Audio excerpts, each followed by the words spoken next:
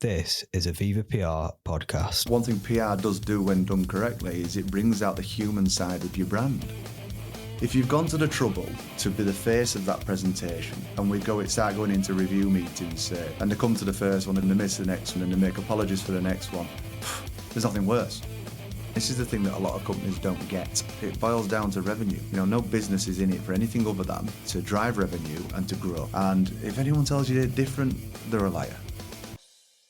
Hello and welcome to PR in the Real World. This week's episode, we're taking a different look at the world of PR because we're looking at it through the lens of an entrepreneur. My guest this week is Andrew Wood, who at the age of 19 founded ESP Play. He's now, subsequently, 20 years later, he's turned it into a multi-million-pound business. So we're going to look at how he's done that and how he's used PR and marketing along the way and the lessons he's learned. It's a cracking episode. Stay tuned. So, hello, Andrew. Can we start by you explaining a little bit about the businesses that you run and the journey that you've been on with those? Yeah, so I have two businesses. The first one is ESP Play. It's a very proud Burnley, UK manufacturer of playground equipment, and I started that 22 years ago with some fellow colleagues that are no longer involved.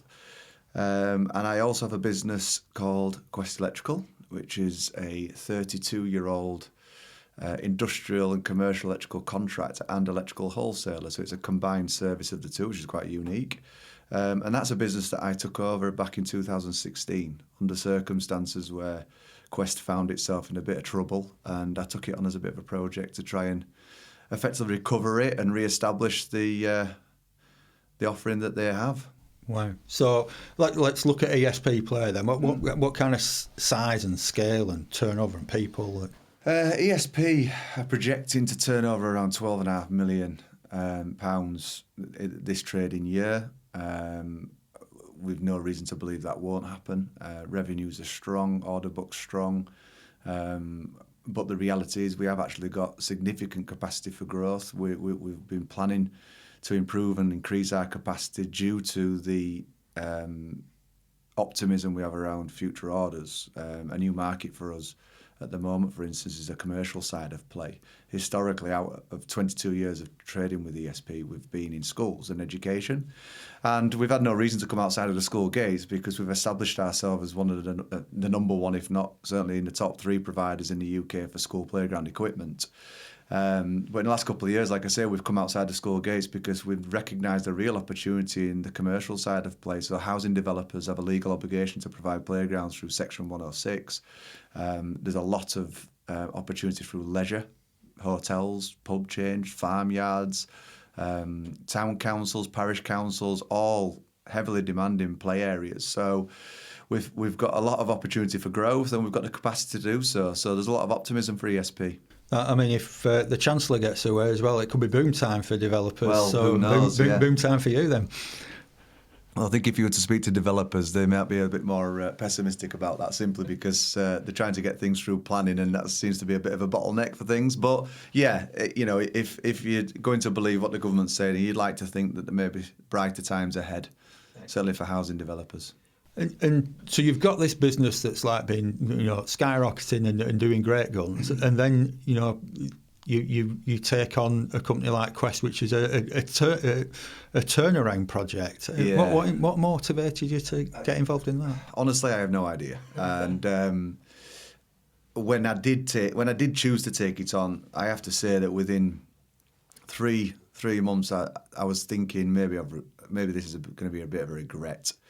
It was hard. It was really hard. What ultimately appealed to me with Quest is that I knew the previous owner. I knew how passionate he was about the business. He founded it from scratch. And he was retiring. And he really didn't want to see the business fail.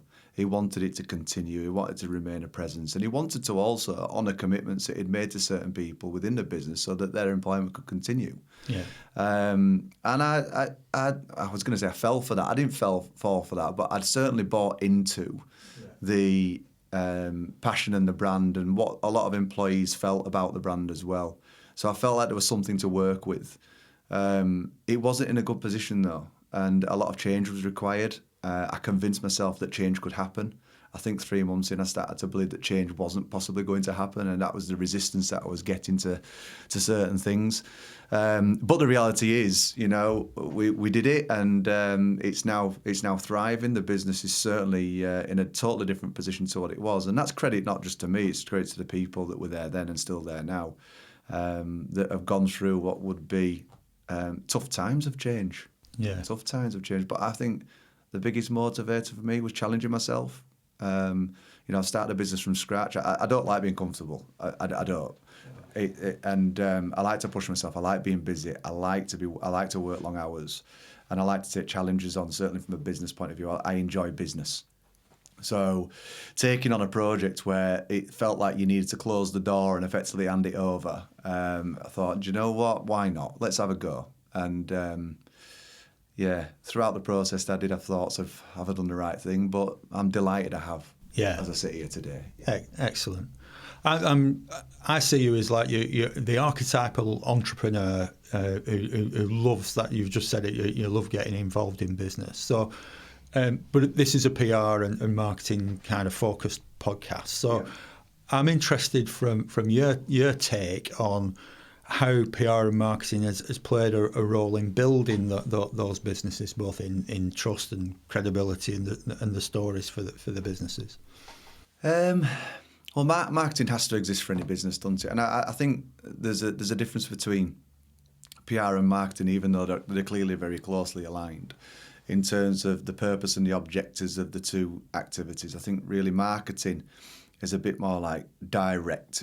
We do a campaign to get an instant result, whether that be basic things from e-broadcasting, publications, going to conferences, having your branding lights, meeting people with a view that hopefully you're going to meet buyers that will buy in a reasonably short space of time. Yeah. So that has to exist. As a startup business, you don't really have large budgets to do that, so you have to be very careful with where you make investments, and you have to be sure that you're going to get the returns. But I think when a business has established itself and it exists within a marketplace, it has a good firm presence, then that's where I think PR really starts to come in, certainly on my journey anyway, because PR is expensive. Let's have it right. It's an expensive thing, so you have to get it right. And you have to understand what the purpose of it is if you're going to go down that route. And I would see it more as a brand awareness.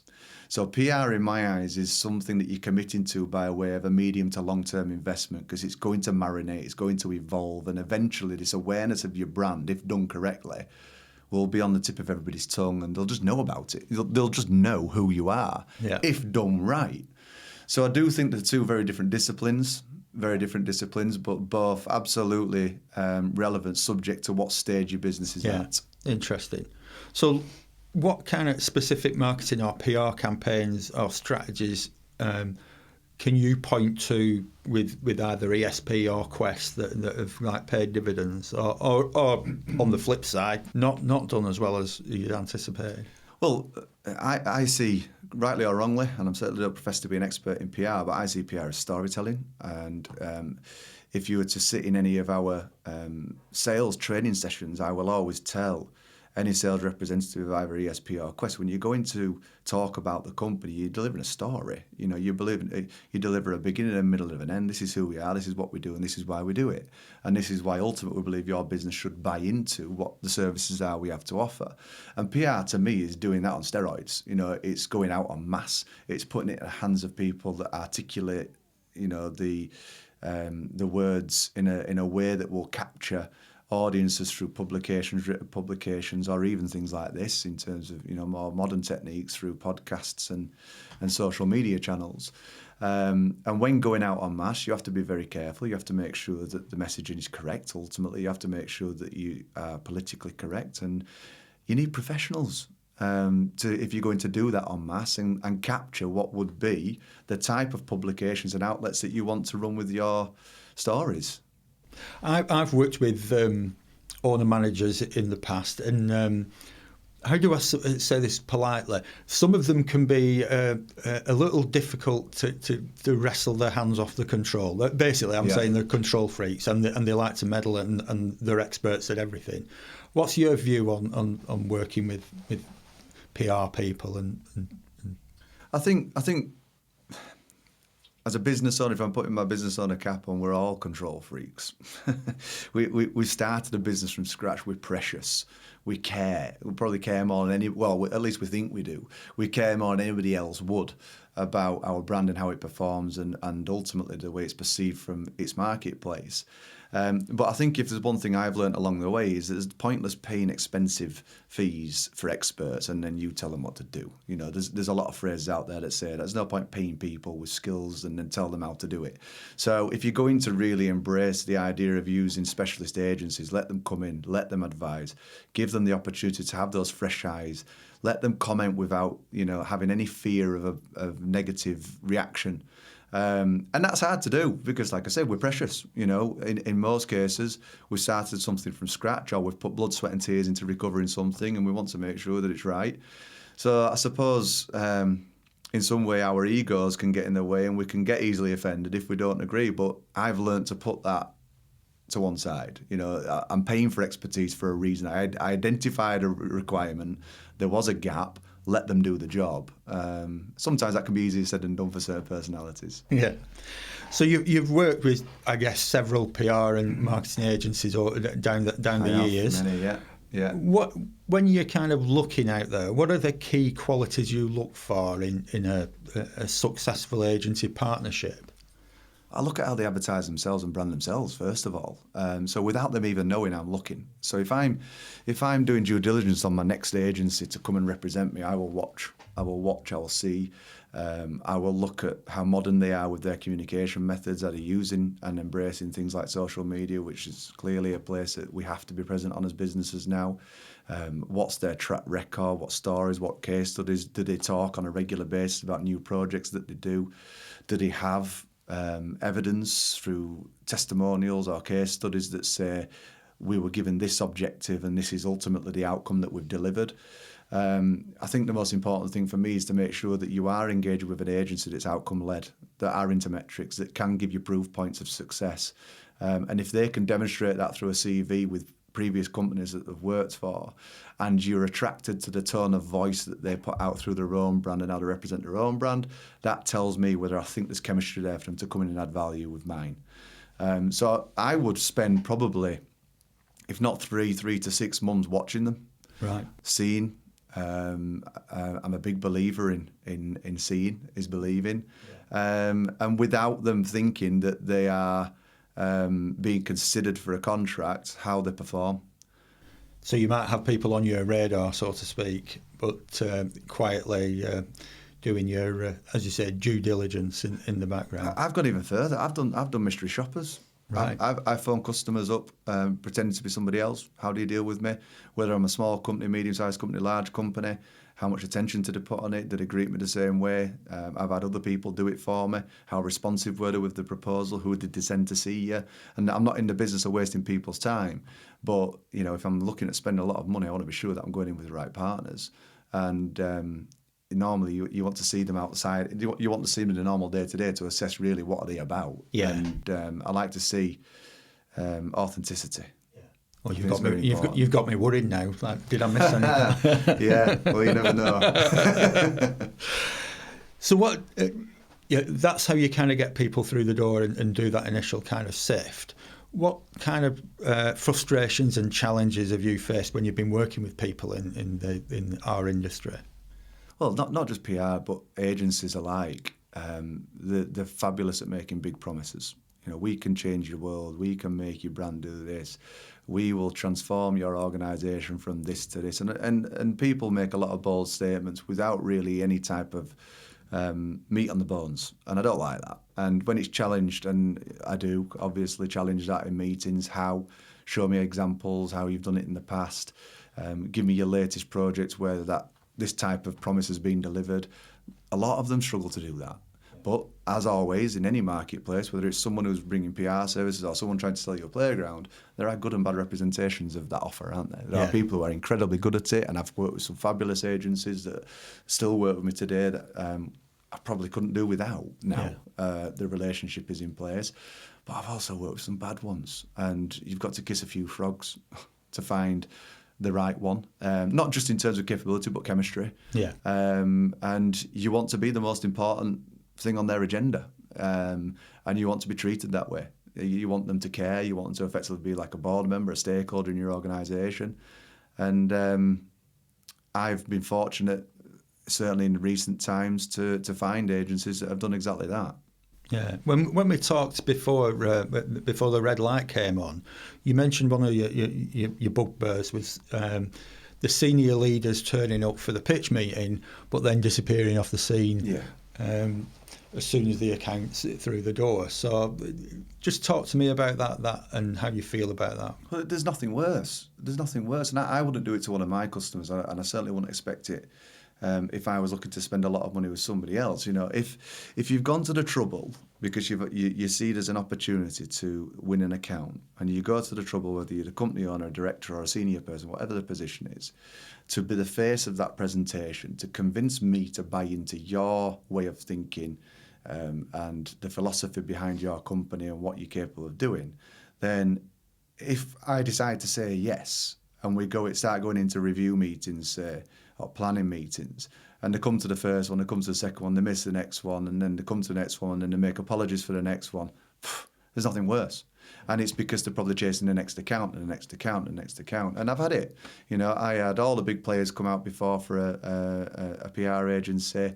One of the biggest things I said, if I do go with you people here have to remain on this account, because you're making me big promises about what you can do, and you're doing that by selling your background, what you've done, which is what I want to experience on this account. I mean, it's what is ultimately a difference maker as to whether I choose you over somebody else, because I buy into people. I'm huge around people, whether it's my own staff or people I buy from.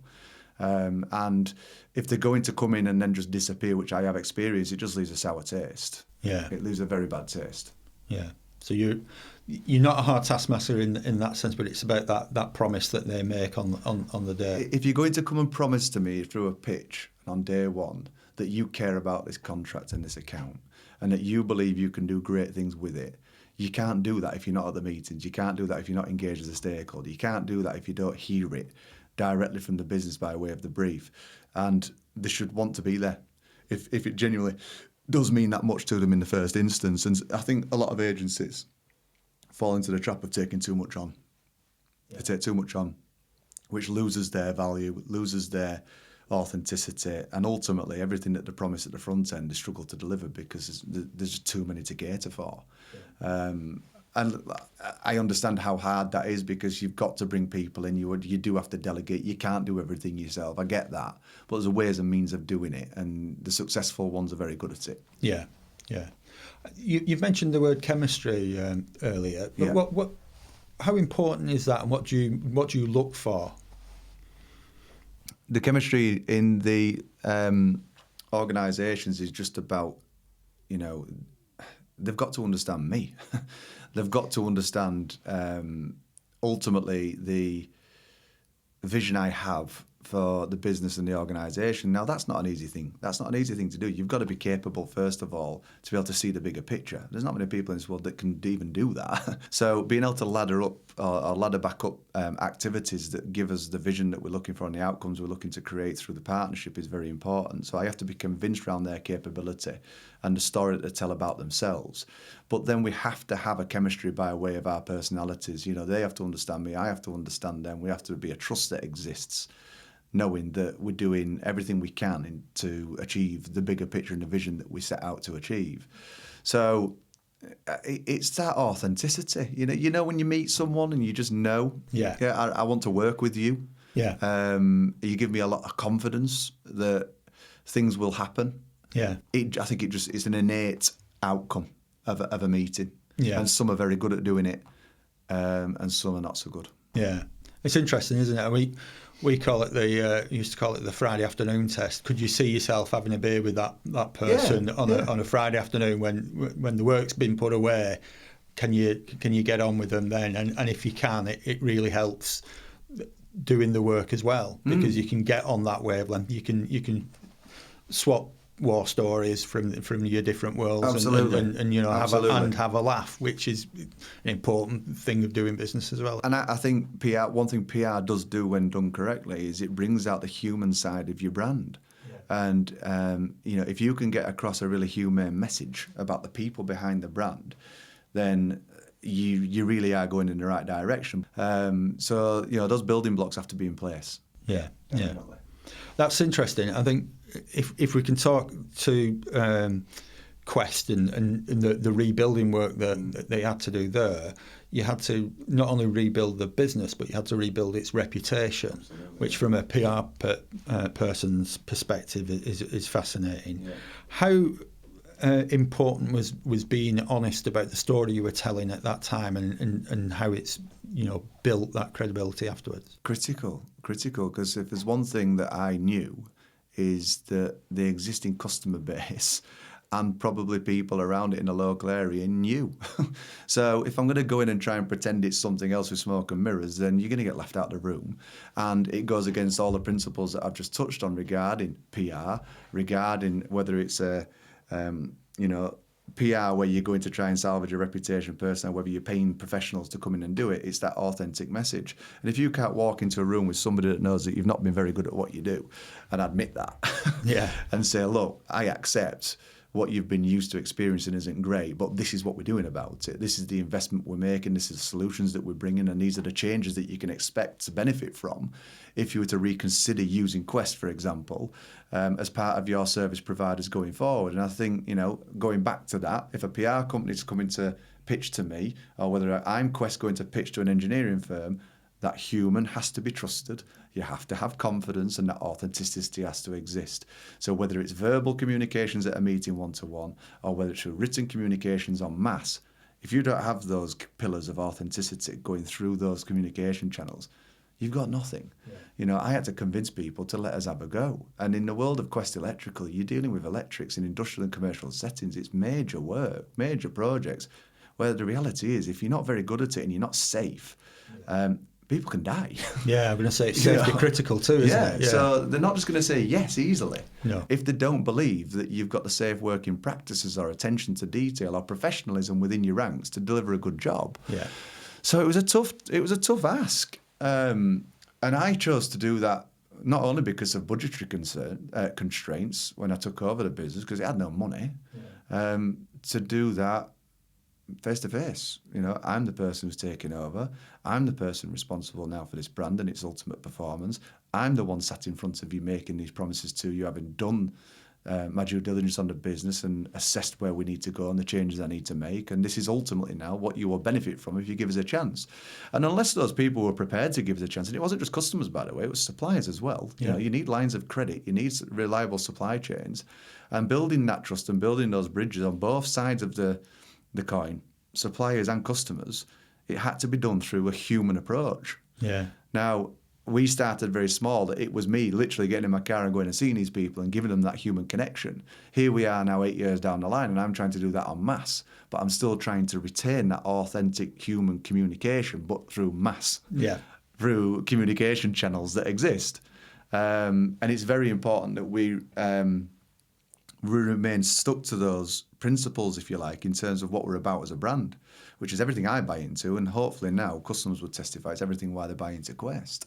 That's really important. How have you kind of told that human story along the way? Because as you say, you can't split yourself 100 different ways. So tell me about some of the kind of the narrative decisions and the channels that you've chosen. Well, if there's one thing we have benefited from in terms of expanding your reach as a company, is social media.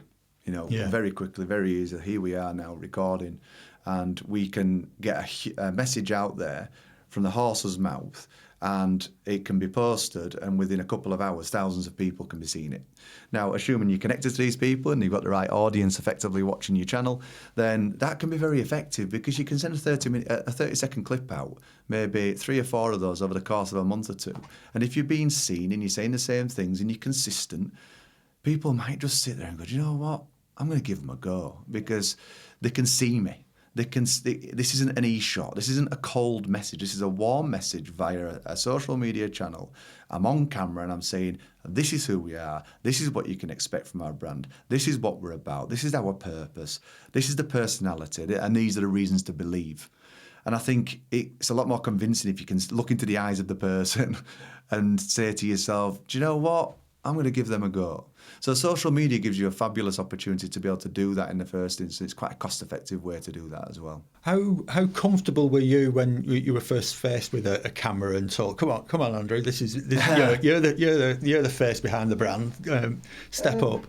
Do you know what? I am reasonably confident as an individual. I have no issue with public speaking. I've never had an issue with standing up and doing presentations confidently. I think ultimately, if you know your product, you know your brand, and you know yourself, then you'll come across how you wish to come across, and you'll be able to present your services with a lot of confidence that will ultimately make people buy into you and buy into what it is that you're doing. So sitting on camera for me, it's just like doing a meeting. It's like doing a sales pitch. It's just that there's a camera recording it, and people get a little bit het up about it and panic and imposter syndrome. What do I look like? I don't care. Look, I'm old enough and not ugly enough to not worry about that. I see the value, I see the impact, and I see the commercial benefit of doing it. And the reality is, people receive content through these means now.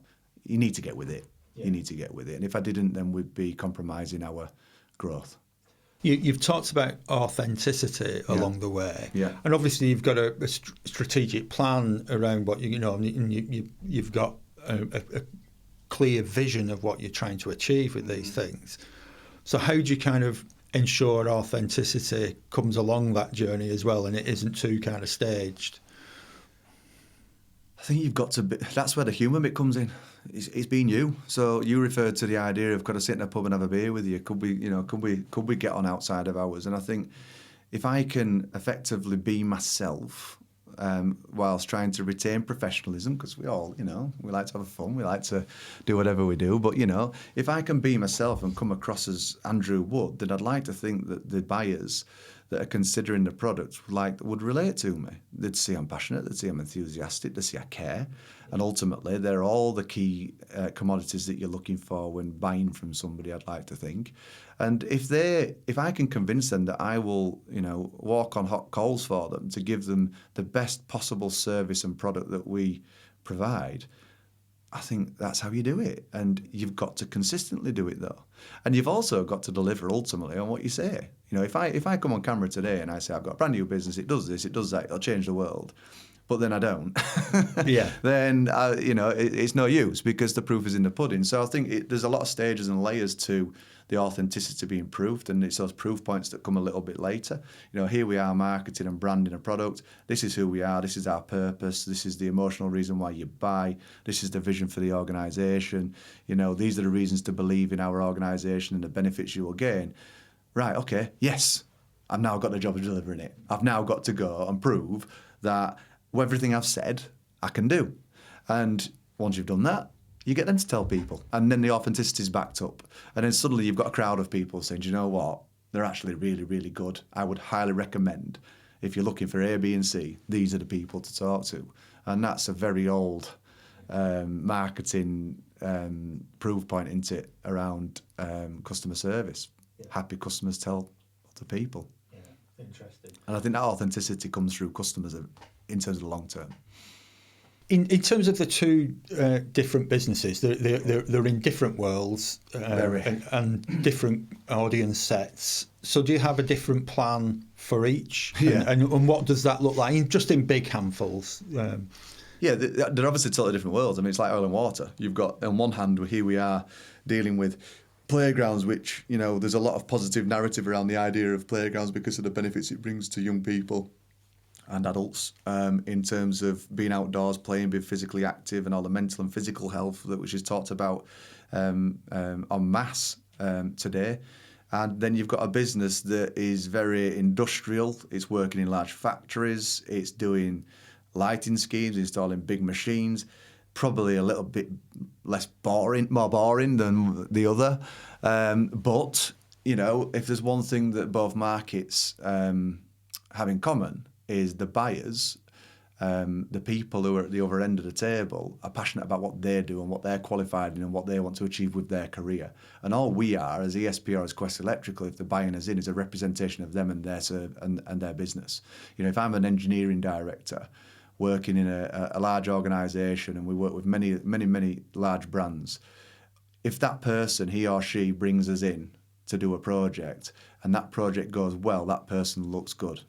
If they bring us in and we do it badly, that person looks bad. Yeah. So you've got to buy into the passion of the person, how much they care as much as you do to... It's interesting that we got a testimonial once from a marketing director at a college or university, I can't remember now, but she basically said, I love working with Viva because they make me look good in front of my boss. Yeah, anyone who's career-minded and wants to grow in their own personal career, they're not going to sign up and put their name to something that's going to make them look bad. So every buyer has got that risk. You know, if I bring a contractor in to do this electrical project, will they blow the factory up? Will they do a good job? Will I get it certified? Will it give us the efficiencies that I've promised my boss when I've financially justified this investment? We've got to make sure we represent the individual properly. Yeah, interesting. Can I turn to now like how you measure success of PR and marketing campaigns, and just going back to that idea of when people first come in and pitch all these wonderful campaign ideas to you, how do you kind of hold them to that? Well, this is the thing, and this is the thing that a lot of companies don't get. And the reality, it boils down to finance. It boils down to revenue. It boils down to profit. We are a business. You know, no business is in it for anything other than, ultimately, to make money, to drive revenue, and to grow. And if anyone tells you they're different, they're a liar. You know, if you can run a business that you genuinely enjoy the concept of the product and what it does by way of its social value, then you have won the lottery. I believe I've won the lottery of ESP Play because of all the good it does. I genuinely have a passion for physical activity, sport, and the benefits that bring through all the good we do, which is why I think it naturally comes across quite enthusiastic. But when we come down to A lads A, my ultimate responsibility is a commercial one, and I have to make sure that, one, we can pay the salaries, two, that we can offer growth for staff that I've promised. I've recruited people in with a view that they can grow with their organisation, be passionate about their career, meet their personal goals, and I've got to provide that ladder, that opportunity, and ultimately the capital to be able to do that. And we're only going to do that if we're successful in our market and we get people en masse buying into our brand. So if the agencies coming in don't understand that they have a financial accountability and a performance around metrics for finance, then it's failed before it's even started. And it's my job to make them see it. It's my job to make sure that their activity is connected to it, but it's their job to evidence it. And they've got to come in and provide metrics that are appropriate, that say, this is where you were before, this is where you are now, this is the value we've added, and this is how we've done it. That's how I'd do it. Now, if you talk in those terms to me, and if I'm going to spend whatever amount of money with you, I'm confident because you get it. You get the bigger picture. You're here because you're here to provide growth and to add value. And that value is added through financial performance. Yeah. It is that simple. I mean, there's a ton of data out there. We'll get a ton of data from just this very podcast. Yeah. So how do you cut through that kind of massive vanity metrics into the stuff that's really important to you? Through my own strategy and through my own planning. And I don't get really distracted from that. So we will have a very rigorous plan in place for both organisations that certainly will span up to 24 months, that will be tightly measured, tightly planned, and the execution of that plan is mapped out with all cogs in place. Now, for any investment that you make with an outside agency, you will apply a budget with a view that it's going to get you an outcome, and that outcome will have some kind of multiple attached to it, whether that's a contributing factor to that multiple or whether it's just a direct return on that investment. So if I was speaking to somebody from Fresh today, I would say, right, the first thing I will do for you is I'm going to tell you what I want to achieve. This is the strategic vision for the organisation. This is where I want to go. And then I want you to tell me whether you can help me achieve those goals, whether you can add value to that plan, and whether you should come on this journey or not, and how good you are at convincing me in terms of your commercial acumen, and also about the discipline that you're bringing by way of your expertise will dictate whether you actually come on board or not. And I have to be convinced that they understand that bigger picture that I have. So you can get a lot of agents that come in and tell us about what they're going to do and how they will do it. No, actually, this is what we want to do. Now you go to your toolbox of skills and tell me which ones you're going to use to give me what I want. And like I say, there's some out there that are very good at that, and there's some out there that are not so good at that. Sounds like you've had some frustrating times in the past when people have not got that concept and not been delivering against those goals and coming up with I have different targets. Do you want to kind of just talk about, I don't want any names or pack drill, but kind of what is the frustration from your perspective? I think ultimately what you can be guilty of as a managing director, CEO, what have you, is you've got this impatient kind of attitude that you want to get on. And in doing that, you will sometimes buy into the propaganda of what other people say, that you think you found a solution to get you where you want to get to quickly.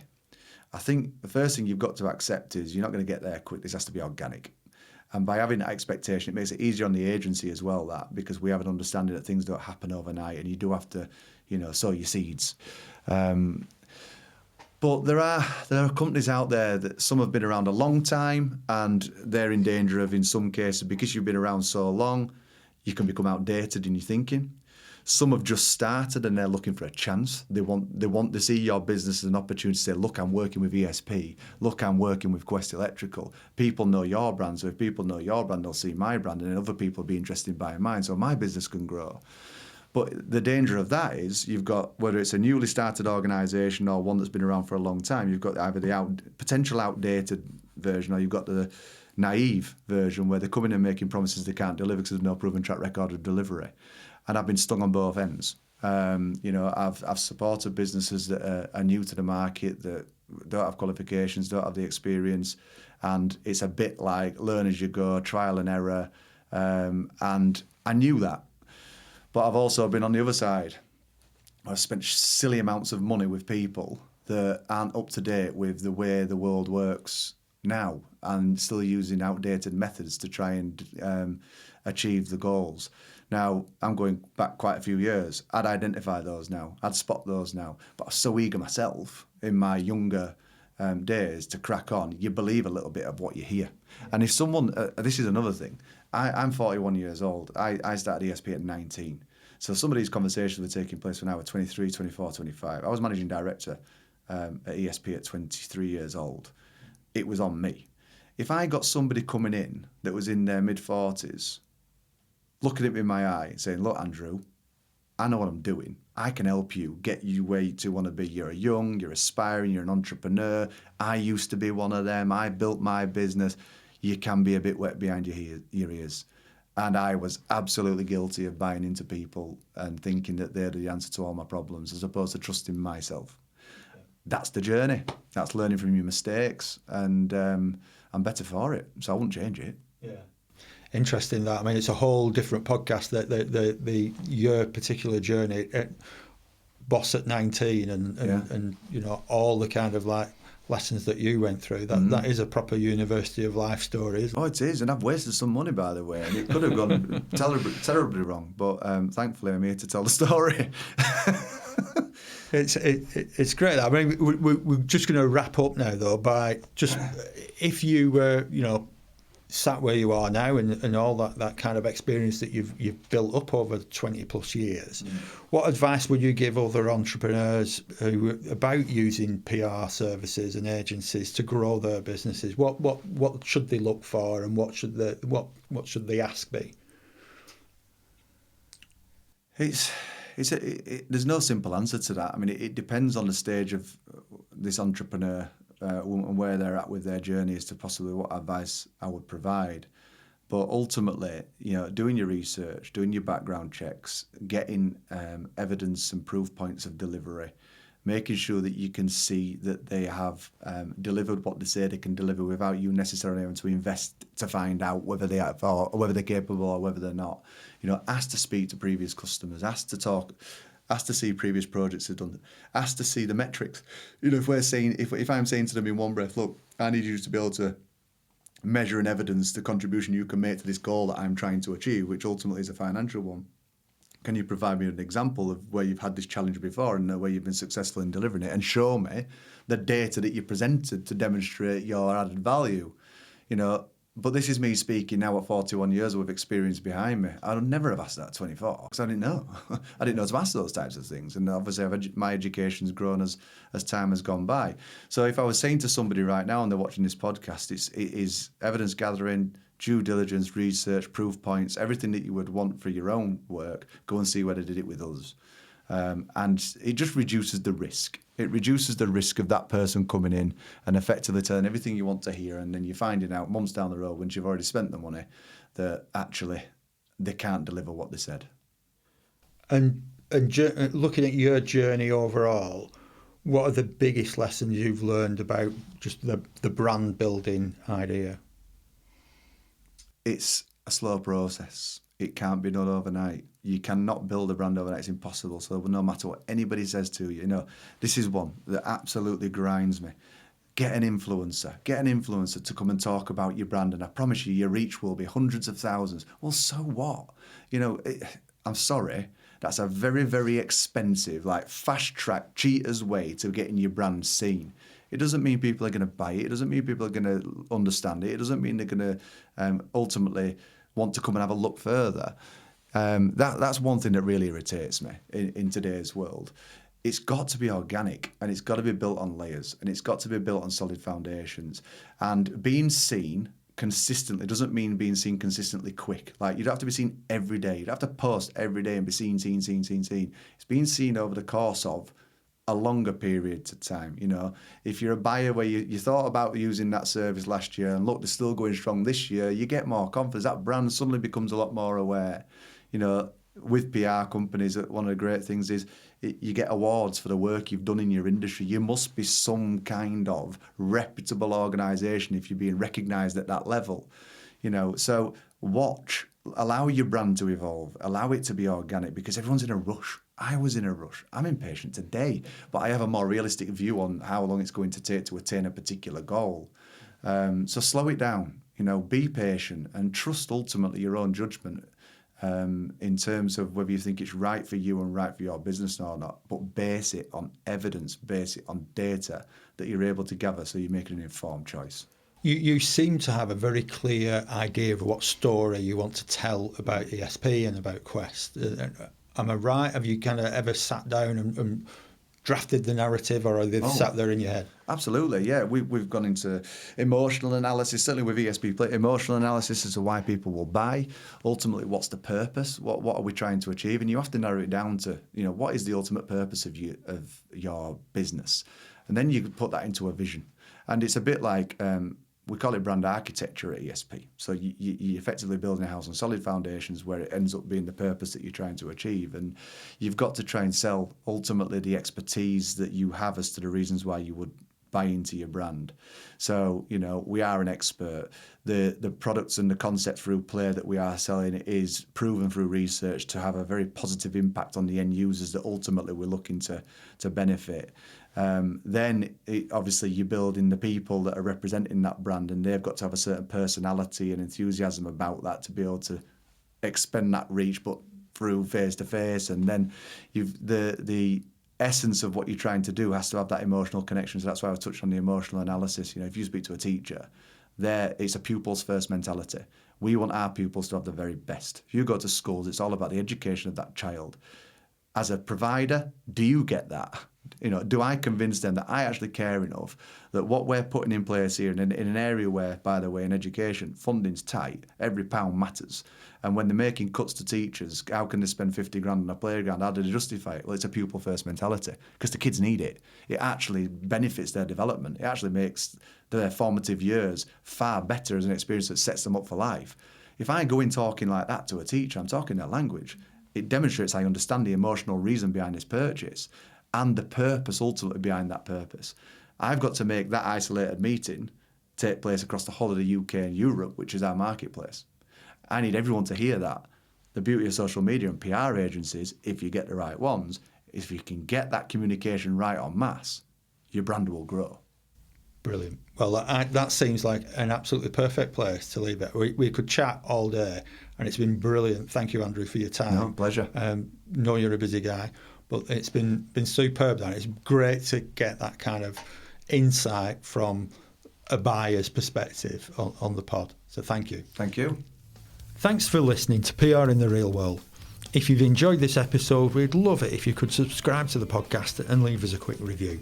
Your support really helps spread the word and reach more marketing and PR professionals just like you. And don't forget to share this podcast with your colleagues or anyone who'd benefit from the insights we share. Thanks again, and we'll see you next time for more tips, strategies and real-world stories from the PR frontlines.